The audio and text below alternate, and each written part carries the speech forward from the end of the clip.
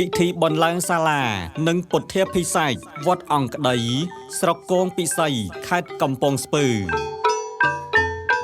ខ្ញុំព្រះករណាព្រះធម្មបាឡោហែមអឿនជាព្រះចៅអធិការវត្តអង្គក្តី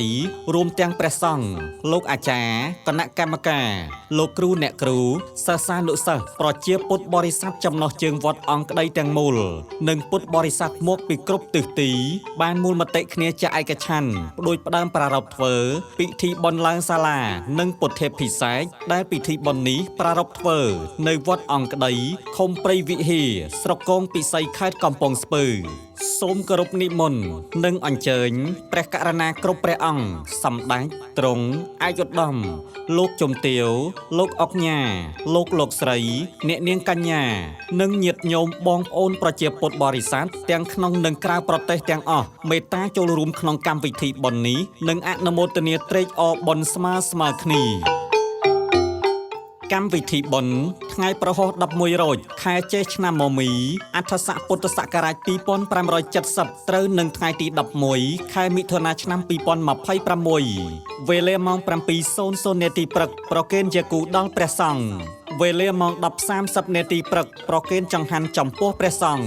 វេលាម៉ោង 1 ទៅម៉ោង 2 រសៀលជួបជុំម្ចាស់ធាតុដង្ហែចុះឈ្មោះនិងកត់ត្រាចំនួនកោដឈ្មោះនីមួយៗនិងបច្ច័យ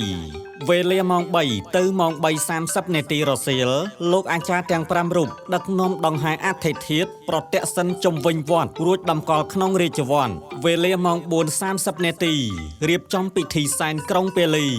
វេលាម៉ោង 5:30 នាទីលោកអាចារ្យដឹកនាំសែនដូនតាមានបាយទឹកនិងភេសជ្ជៈផ្សេងៗវេលាម៉ោង 6:00 នាទីល្ងាចរៀបចំភេសជ្ជៈប្រគេនព្រះសង្ឃនិងនមស្ការសមាទានសិលចម្រើនព្រះបរិត្តសម្ដែងព្រះធម៌ទេសនាដោយព្រះវិរិយធម្មោហៅដាយានព្រះធម្មធរគុណស្រុកគងពិសីសម្ដែងធម្មគោរពរួចសូត្រយោគលុះព្រឹកឡើងថ្ងៃសុក្រ12រោចខែចេសឆ្នាំមមីអដ្ឋស័កពុទ្ធសករាជ2570ត្រូវនឹងថ្ងៃទី12ខែមិថុនាឆ្នាំ2026វេលាម៉ោង 7:00 នាទីព្រឹកប្រគេនជាគូដល់ព្រះសង្ឃវេលាម៉ោង 10:30 នាទីព្រឹកប្រគេនចង្ហាន់ចំពោះព្រះសង្ឃវេលាម៉ោង 2 នាទីរសៀលសម្ដែងព្រះធម៌ទេសនា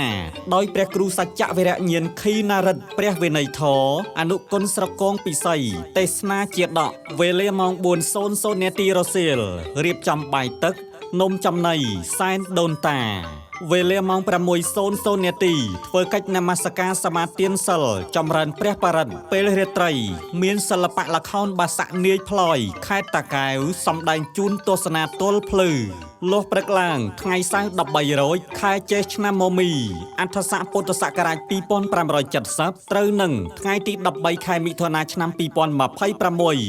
វេលាម៉ោង 7:00 នាទីព្រឹកប្រគេនជាគូដល់ព្រះសង្ឃ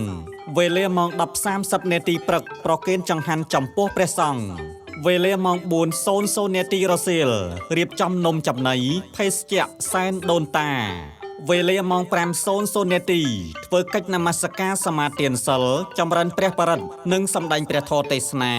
ដោយព្រះគ្រូសីលមនីសូច័ន្ទចន្ទថេរោព្រះរាជាគណៈថ្នាក់កិត្តិយសគណៈមហានិកាយនៃព្រះរាជាណាចក្រកម្ពុជានិងព្រះគ្រូឧត្តមនីវង្សាព្រះអនុគុណស្រុកគងពិសីបន្ទាប់ពីសម្ដែងព្រះធម៌ទេសនាពិធីបកអសពឈានដល់ថ្ងៃអាទិត្យ14រោចខែចេសឆ្នាំមមីអដ្ឋស័កពុទ្ធសករាជ2570ត្រូវនឹងថ្ងៃទី14ខែមិថុនាឆ្នាំ2026វេលាម៉ោង 4 ទៀបភ្លឺរៀបចំអភិសេកថ្វាយមធុបាយៈម៉ោង 7 ព្រឹកប្រគេនជាគូដល់ព្រះសង្ឃវេលាម៉ោង 9:00 នាទីព្រឹកព្រះសង្ឃចំនួន150អង្គនិមន្តគោចរបិណ្ឌបាតបន្ទាប់មកវេផាត់ជាកិច្ចបង្ហាញនៃកម្មវិធីបុណ្យអ្នកផ្ដើមបុណ្យព្រះគ្រូហែមអឿនជាព្រះចៅអធិការវត្តអង្គក្តីរួមទាំងព្រះសង្ឃលោកអាចារ្យគណៈកម្មការលោកគ្រូអ្នកគ្រូសិស្សានុសិស្សនិងប្រជាពុទ្ធបរិស័ទចំណុះជើងវត្តអង្គក្តីទាំងមូលបញ្ជាក់កម្មវិធីបុណ្យនេះប្រារព្ធធ្វើនៅវត្តអង្គក្តីឃុំព្រៃវិហារស្រុកគងពិសីខេត្តកំពង់ស្ពឺទំនាក់ទំនងតាមរយៈទូរស័ព្ទលេខ069 547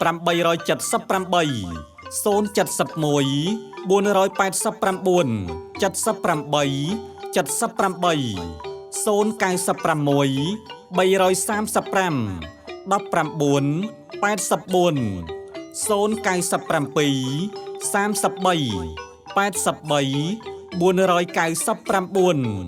សូមអរព្រះគុណ